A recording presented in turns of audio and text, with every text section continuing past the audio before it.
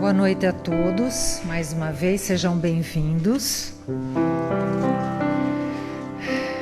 A doutrina espírita, ela nos explica que a destruição, quando ela é natural, independente do homem, ela é necessária, né? Como as pestes, a fome, os terremotos, os vendavais, as inundações. É necessária porque faz parte do processo provacional do planeta. Mas toda destruição que é abusiva, provocada pelo homem, que ultrapassa os limites da necessidade, é uma violação à lei de Deus. O Livro dos Espíritos trata como destruição abusiva as guerras, os assassinatos, a crueldade, o duelo e a pena de morte. E hoje nós vamos falar das guerras. Ao contrário dos flagelos naturais, as guerras são provocadas pelo egoísmo do homem. É uma destruição abusiva porque ela tenta contra a vida dos nossos semelhantes e ela mostra toda a inferioridade e toda a ignorância do ser humano sobre as leis divinas. E nós vemos que o segundo milênio da era cristã, ele foi caracterizado por guerras constantes, que acumularam débitos muito grandes para a humanidade. Foram quase 2000 anos de destruição e morte.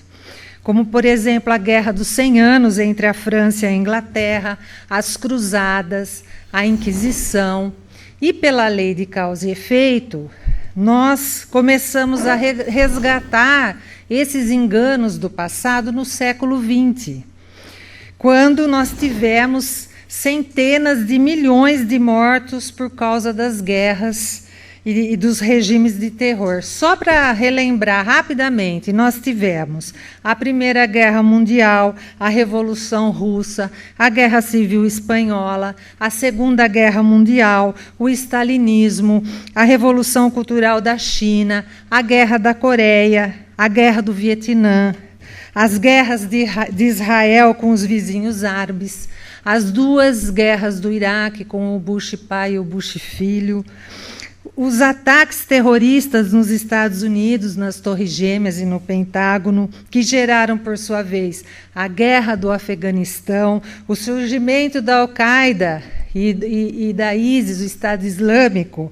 no mundo árabe, e, mais recentemente, a guerra da Síria. E agora, com a movimentação da OTAN no leste europeu, nós estamos vendo a guerra da Ucrânia e da Rússia. E também já se levanta a possibilidade da disputa militar entre as forças americanas e chinesas pela disputa da soberania de Taiwan. E quando nós procuramos explicações para tantas guerras, a nossa tendência é colocar a culpa nos políticos, nos governantes, nos grupos mais radicais, como se a gente não tivesse nada a ver com isso. Não é comigo, não é com o meu país, então eu não vou me preocupar. Mas será mesmo que nós não temos nada a ver com isso? Vamos ver o que os bons espíritos nos explicam. Lá no Livro dos Espíritos, qual é a causa que leva o homem à guerra? Predominância da natureza animal sobre a espiritual e satisfação das paixões. Nesse estado de barbárie, os povos conhecem apenas o direito do mais forte. É por isso que a guerra é para eles um estado normal. À medida que o homem progride, ela é menos frequente, porque evita suas causas e, quando é inevitável, saberá adicionar-lhe humanidade. Então, os espíritos nos explicam que a causa da guerra é a predominância da natureza animal sobre a espiritual, né? Então, a razão de tudo isso é o primarismo de cada um de nós. Como nós estamos ainda muito ligados mais ao instinto do que à razão, nós resolvemos pela força aquilo que nós poderíamos resolver pelo amor. E muitas vezes a gente precisa que o mal chegue a um ponto tão horrível quanto uma guerra, que possivelmente dos flagelos destruidores é o mais doloroso, para a gente para que a gente possa reconhecer a necessidade do bem.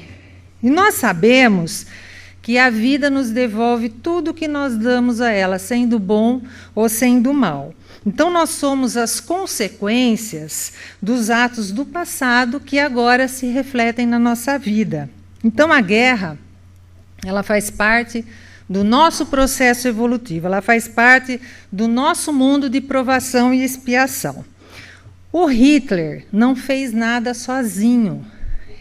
Muita gente colaborou com o regime nazista, ou seja, é a condição evolutiva dos homens que oferece um campo de ação para os seres maus.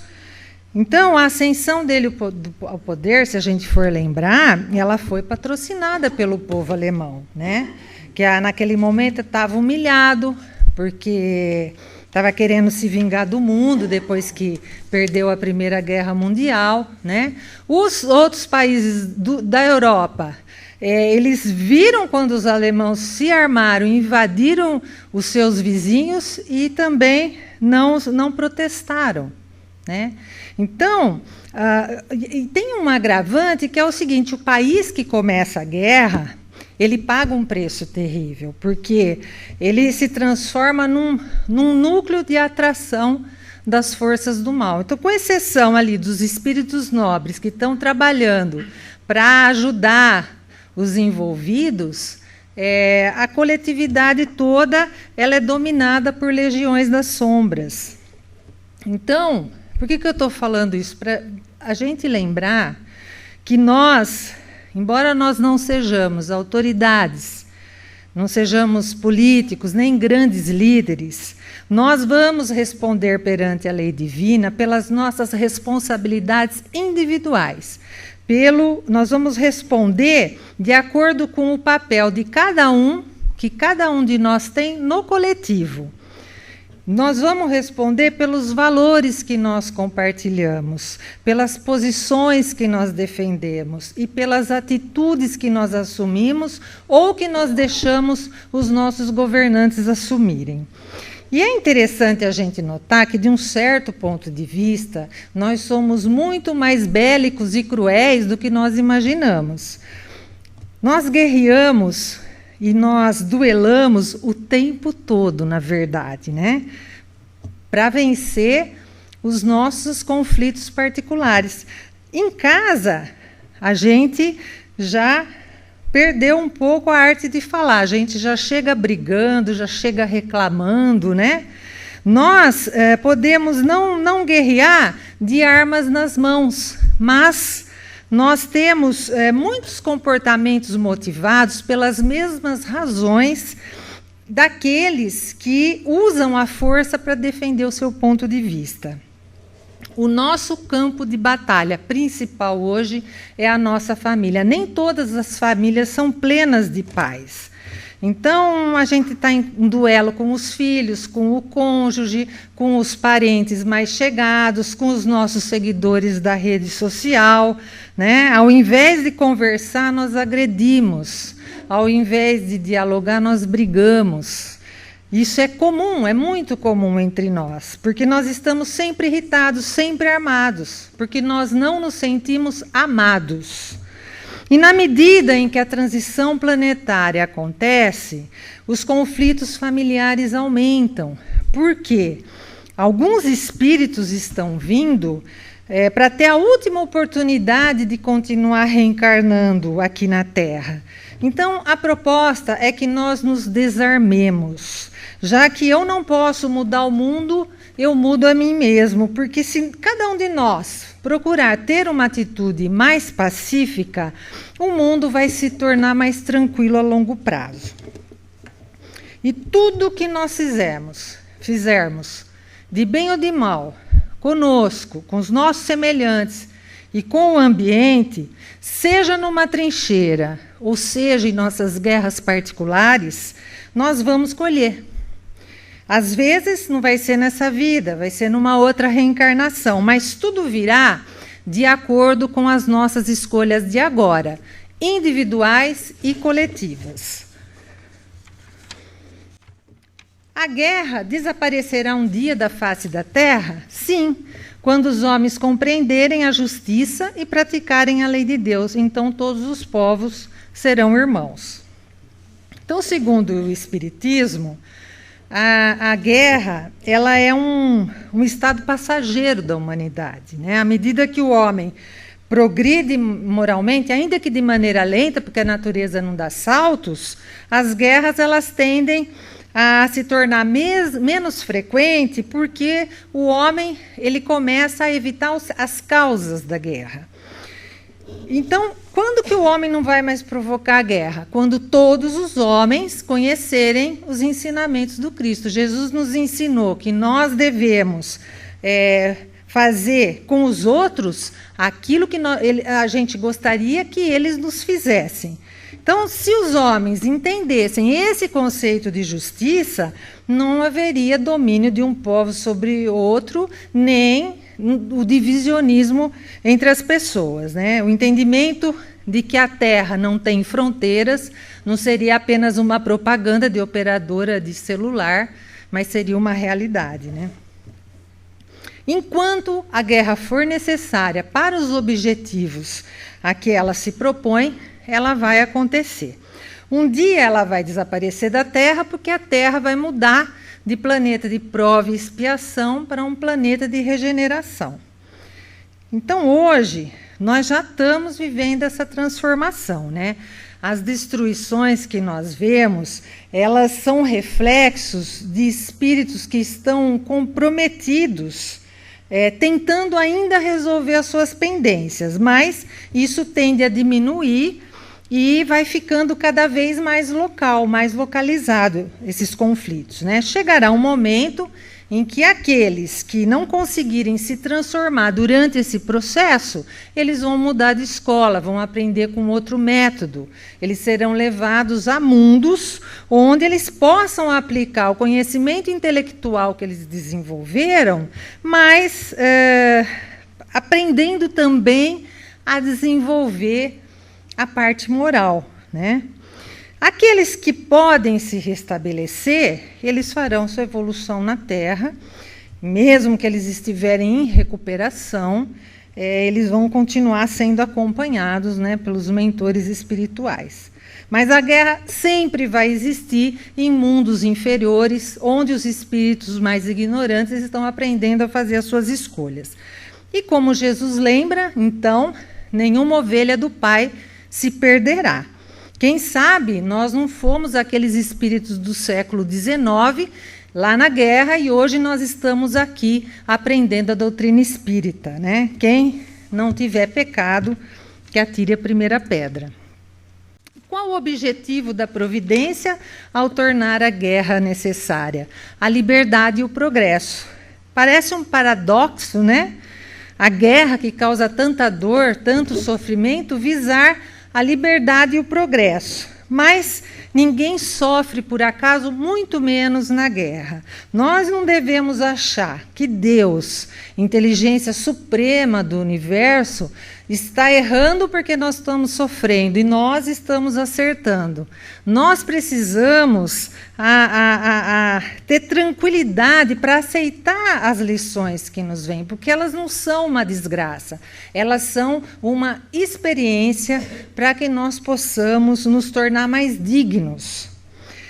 E é muito importante entender também que se nós estamos hoje enfrentando resgates dolorosos dos nossos débitos do passado, é porque lá atrás a nossa opção não foi o amor. Se tivesse sido, a gente não estaria sofrendo.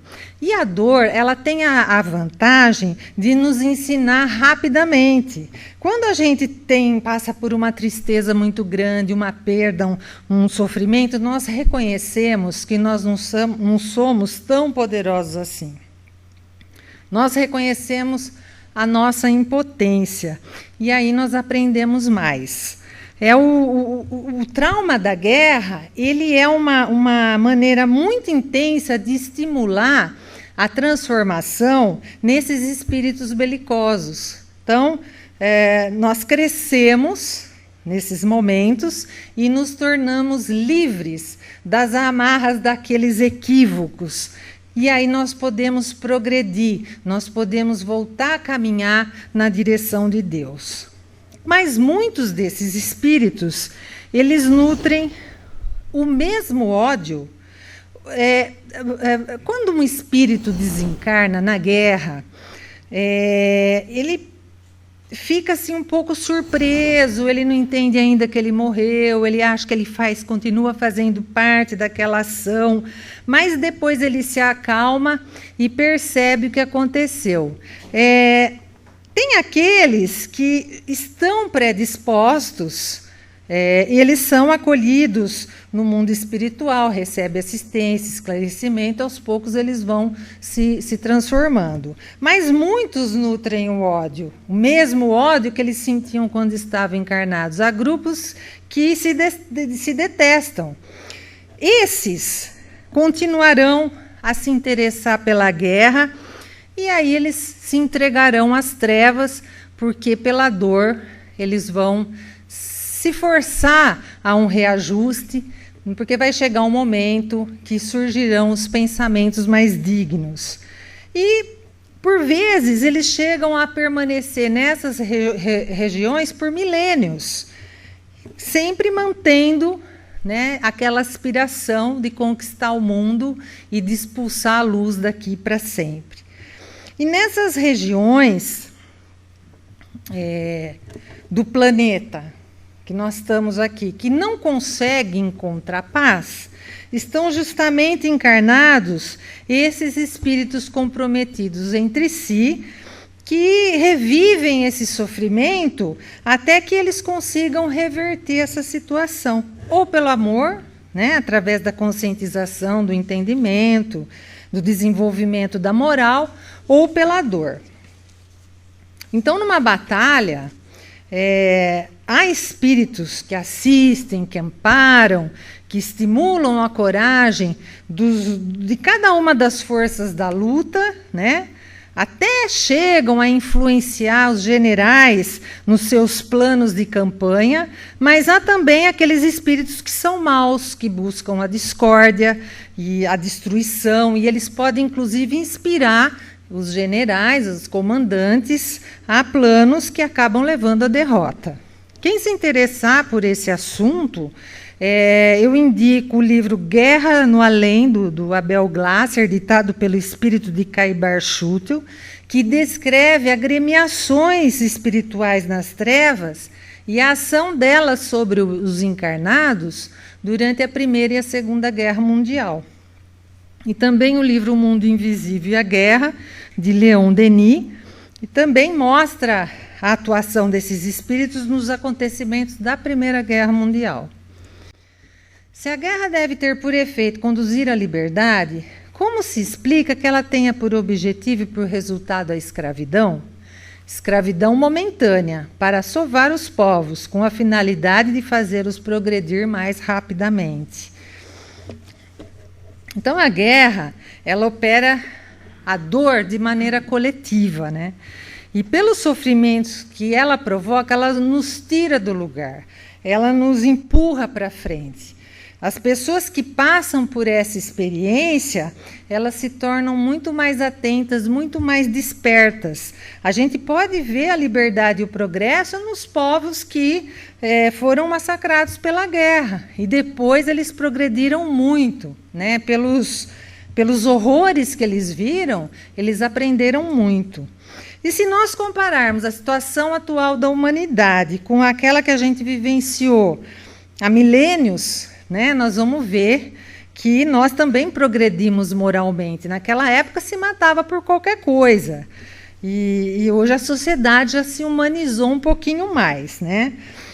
Embora em diferentes graus, porque vai depender ali do nível evolutivo alcançado por cada povo que compõe o planeta. Mas nós podemos citar já várias iniciativas que foram tomadas a partir das guerras. Por exemplo, o Tratado de Versalhes, na Primeira Guerra Mundial, a criação da ONU em 1945, após a Segunda Guerra Mundial, a Declaração Universal dos Direitos Humanos, em 1948, e o avanço da Convenção de Genebra, em 1949, que regula os direitos humanos em tempos de guerra. Então, hoje, um país, para entrar em guerra, existem reuniões no Conselho de Segurança da ONU, se debatem alternativas, unem-se forças para acabar com o conflito. É óbvio que isso é uma coisa que está muito aquém ainda, mas já é alguma coisa. Antes a gente não tinha nem isso.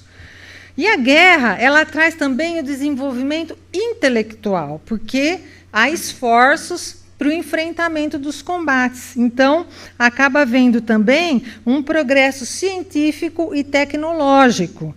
E, com isso, se melhoram as condições de vida, né? Nós temos condições mais seguras e mais confortáveis. Então, a informática, as telecomunicações, os radares, as inovações de medicina e tantas outras coisas são consequências da guerra. Mas ainda, nós, hoje, nos encontramos mais atrasados moralmente do que intelectualmente. Se a gente perceber, a gente analisar, nós vamos ver que hoje as guerras elas não têm mais caráter mundial, os conflitos eles são localizados em certas regiões e são de interesses econômicos, né? Então, as grandes nações provocam a guerra no país dos outros para poder vender as armas ultrapassadas. Além da indústria armamentista, nós temos também a indústria da construção civil, que fatura alto depois com a reconstrução de tudo, né? O sistema financeiro, com os empréstimos para acontecer tudo isso, e sem contar o interesse de controlar o petróleo no Oriente Médio, né? Que é uma importante matriz energética. Então, no discurso, as grandes nações elas são protetoras da paz, mas na prática elas fomentam a guerra. E é claro que se houver algum retrocesso que nos leve a humanidade a uma terceira guerra mundial, a regeneração do planeta será adiada. O que pensar daquele que provoca a guerra em seu proveito próprio?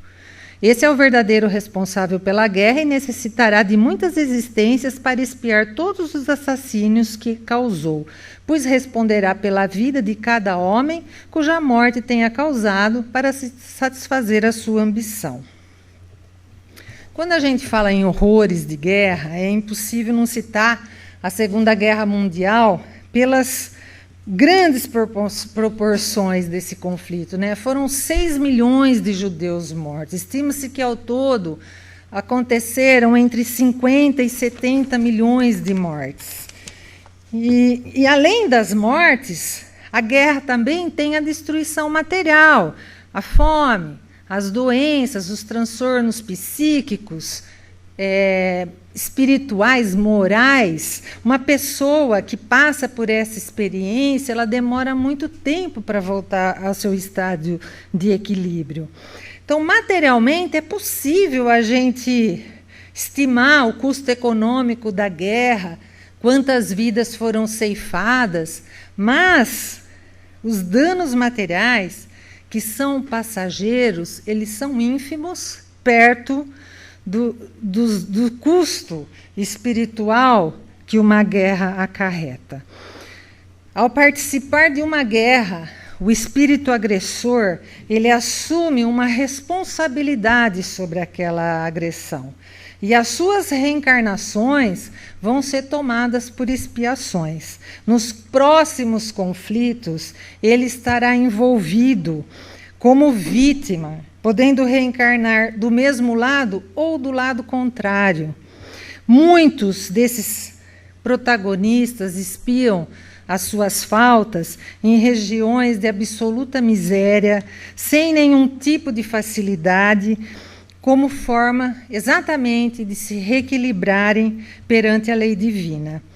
Então, imaginemos em quantas reencarnações, Hitler e os seus colaboradores vão sofrer. Quanta penúria vai passar a alma que provoca a guerra? Nós não temos como imaginar isso, né? Porque esse espírito, ele responde por cada morte que causou. Nós não temos nem como imaginar. Então, não existem vítimas inocentes, né, na guerra. Todos os espíritos são comprometidos, vítimas de si mesmo, por aquilo que fizeram em suas reencarnações.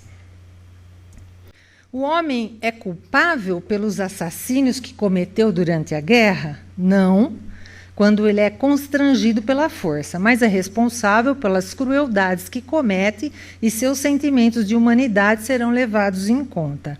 Então, é claro que tudo depende da intenção, né? Há pessoas que são enviadas à guerra obrigatoriamente, mas também tem outros que eles já vão com a intenção de matar. Então, na guerra, a gente sabe que é matar ou morrer, né? Quem é obrigado a ir, ele não vai ser julgado por estar matando, mas é uma situação que ele não vai ser julgado porque é uma situação que ele não tem escolha. Mas, se ele for cruel, né, sem necessidade, não há necessidade de ser cruel, ele vai responder por isso, né? Aí já é outra história. O espírito, ele pode ser instrumento para que as leis de Deus se cumpram aqui na Terra de várias formas. Mas ele tem o livre-arbítrio de agir dessa ou daquela maneira dentro daquela situação que ele foi colocado. E aí depende só dele. Ele vai responder pelo mal, todo mal que ele fizer, sem necessidade. Concluindo, nós estamos num processo evolutivo que vai ter fim quando a gente alcançar o progresso, né? E até lá, claro que haverá dias que tudo nos convidará à desistência. E o não desistir é que vai tornar cada um de nós diferentes um dos outros. Porque dores, provações, destruições, sonhos não realizados é comum a todos nós, mas a nossa reação a tudo isso é que nos torna diferentes. E o Espiritismo diz que a salvação se dá pelo entendimento, pela superação das imperfeições, pelo desenvolvimento das virtudes. E esse é um desafio individual. Não tem ninguém externo que vai nos salvar, porque o que vai nos salvar são as nossas escolhas. Por isso, nós temos que ficar atento quando aparecem salvadores com aquelas propostas radicais de transformação da humanidade, né? A salvação é um trabalho próprio, pessoal, interno, que cada um desenvolve no seu tempo. E eu termino a apresentação de hoje com uma frase do Hermínio de Miranda, no artigo que ele publicou, Médium do Anticristo, saiu no Reformador em março de 1976. Estejamos atentos, porque os tempos são chegados e virão fatalmente vigorosas investidas antes que chegue a hora final, numa tentativa última desesperada, para a qual valerá tudo. Muita atenção! Quem suspeitaria de Adolf Hitler quando ele compareceu pela primeira vez a uma reunião de meia dúzia de modestos dirigentes do Partido dos Trabalhadores? E agora, para terminar o nosso estudo, nós vamos ver um vídeo rapidinho e eu convido vocês a juntar as nossas vibrações e dirigi-las para todas as vítimas da guerra e pela paz no planeta.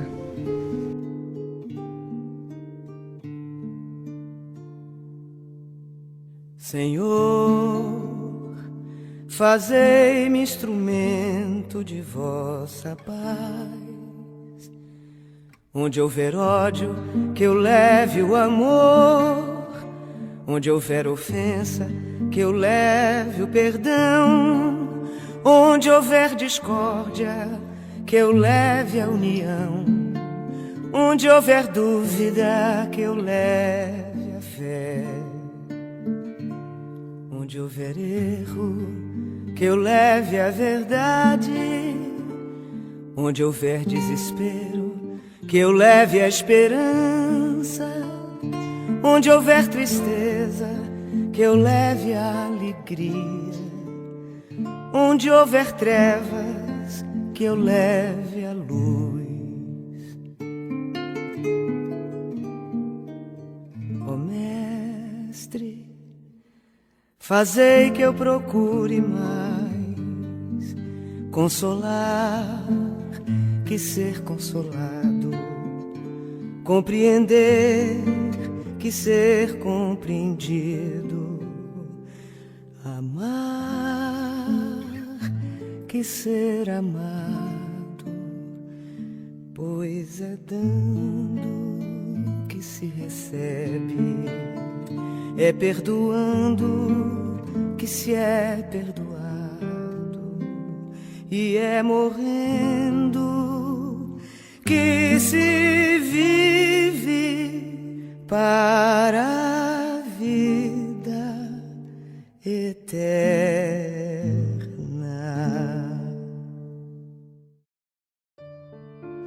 Que Jesus nos abençoe, fiquemos com a paz dele e vamos para a segunda parte. E lembrando a situação da terra ainda, né? Sobre guerra, tudo. Nós tivemos a guerra das Malvinas também, que ninguém ganhou nada, acaba ficando tudo aí. A doutrina espírita dá condição para que a gente não brigue. Nós podemos até discutir, podemos não concordar com a opinião do outro, mas temos que respeitar, porque nós sabemos que nós vamos desencarnar, todos. Ninguém vai levar nada. Tem um livro muito interessante do Leon Denis, que ele começa o livro questionando: onde estão os grandes vencedores da história? Onde estão os grandes reis, os grandes dominadores? Onde estarão eles? Todos passaram. Fica tudo aqui. Mas todos vão desencarnar. Aí só para a gente ir embora. Um livro de Humberto de Campos, Chico Xavier. Judas sempre trazia as informações para Jesus. Ele era, vamos dizer assim, relações públicas para Jesus. Então, ele chegava para Jesus e falava assim, ó, não vou citar nomes aqui, está lá no livro do Chico Xavier, que agora também me fugiu o nome. Fulano de tal fez tal atrocidade. Jesus falava para ele, não se preocupa, ele viverá. Fulano, Bertano e Cicrano fizeram isso, isso e isso. Jesus fala, eles viverão. E no final, Jesus fala, todos viverão. Por que todos viverão? Em outras encarnações, na mesma vida. Então, como a Néia falou aqui hoje, todos esses lugares hostis, todas essas situações que nós estamos vendo, são resgates de outras vidas. Agora existe negligência médica. Às vezes a pessoa vem para não passar por uma determinada situação, ele é vítima, mas como nós falamos, ele está resgatando. Nós comentamos aqui que muitas vezes nós estamos achando que estamos doando alguma coisa para alguém, e nós estamos dando alguma coisa para alguém. Muitas vezes nós estamos devolvendo aquilo que nós tiramos numa outra época, porque nós temos uma sequência de vida. Nós não estamos aqui no Centro Espírita por acaso. Todos nós temos um entendimento, principalmente nós que estamos ouvindo a doutrina espírita, nós temos um entendimento um pouco mais do que aqueles que não têm esse conhecimento profundo da doutrina espírita. A doutrina espírita é a ciência profunda, é a ciência divina, porque vai mostrar para nós que nós somos imortais. Nós não iremos morrer. O corpo vai ficar aqui, mas nós vamos continuar. E a gente que tem um pouquinho de evidência, a gente pode ver. Agora na mesa mediúnica nós tivemos algumas experiências dessa. Então, durante a nossa vida, vamos recapitular. Desde quando nós nos conhecemos por gente, como dizia meu pai, até agora, para ver aquilo que a gente pode fazer melhor, para nós vivermos em paz, para a gente ter aquela tranquilidade, para a gente dormir um pouco melhor. Nós podemos sempre fazer um novo começo, como disse o Chico Xavier. Não podemos mudar o passado, mas a vida é outra. Não importa o que nós fizemos até agora de pouco, importa o que nós vamos fazer daqui para frente, porque Jesus está conosco, que Ele nos abençoe. Está encerrada a reunião. Muito obrigado, gente.